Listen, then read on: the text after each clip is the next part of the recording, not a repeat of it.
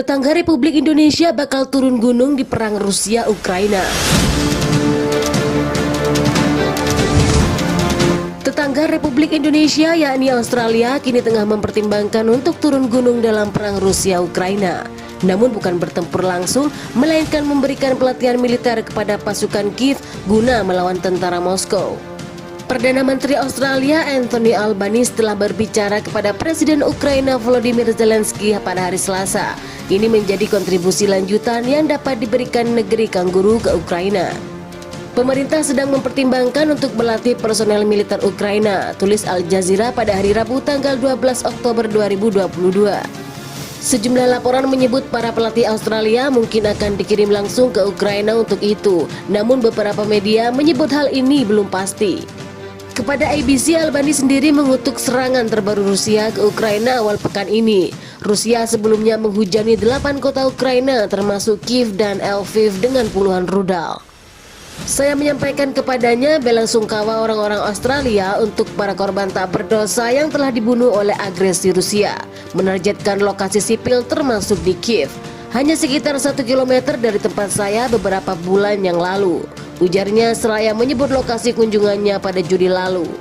Ini adalah pertarungan tentang aturan hukum internasional, tentang apakah perbatasan berdaulat akan dihormati, dan itulah mengapa dunia bersatu dalam mendukung Ukraina melawan agresi Rusia, kata Albanese. Kami berpikir bahwa perang darat di Eropa adalah sesuatu dari masa lalu, tetapi Rusia terus terlibat dalam tindakan agresif ini. Kami akan terus memberikan dukungan. Kami adalah kontributor non-NATO terbesar, tambahnya.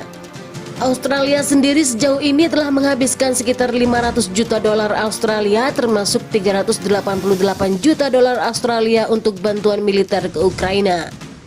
Komentar ini muncul setelah Zelensky muncul dalam rapat mendadak dengan kelompok 7 G7 pada hari Selasa dan meminta lebih banyak pertahanan udara untuk melawan Rusia. Perang Rusia ke Ukraina sendiri sudah berlangsung sejak Februari lalu. Diketahui belum ada gencatan senjata terjadi antara kedua belah pihak. Sementara itu, NATO dilaporkan akan melaksanakan latihan nuklir pada pekan depan. Laporan yang diklaim sudah sesuai rencana ini digelar di tengah eskalasi konflik Rusia dan Ukraina. Latihan ini akan disebut Steadfast Noon, melibatkan jet tempur yang mampu membawa hulu ledak nuklir. 14 dari 30 negara anggota NATO bergabung dalam latihan tersebut. Bagian utama latihan akan diadakan lebih dari 1.000 km dari Rusia. Perilaku NATO yang tegas dan dapat diprediksi kekuatan militer kita adalah cara terbaik untuk mencegah eskalasi, kata Sekretaris Jenderal NATO Jens Stoltenberg.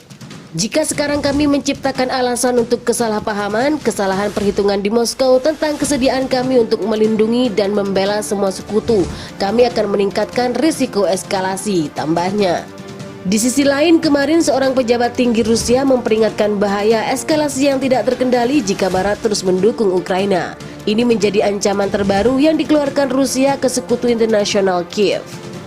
Rusia akan dipaksa untuk mengambil tindakan pencegahan yang memadai termasuk yang bersifat asimetris, kata Wakil Menteri Luar Negeri Sergei Ryabkov mengatakan kepada kantor berita milik negara Rusia. Ia menyinggung bagaimana Moskow menyesali bantuan skala besar yang sedang berlangsung ke Kiev dan Barat. Ia pun menyebut bentrokan langsung dengan Amerika Serikat dan NATO meski tak dijelaskan lebih lanjut.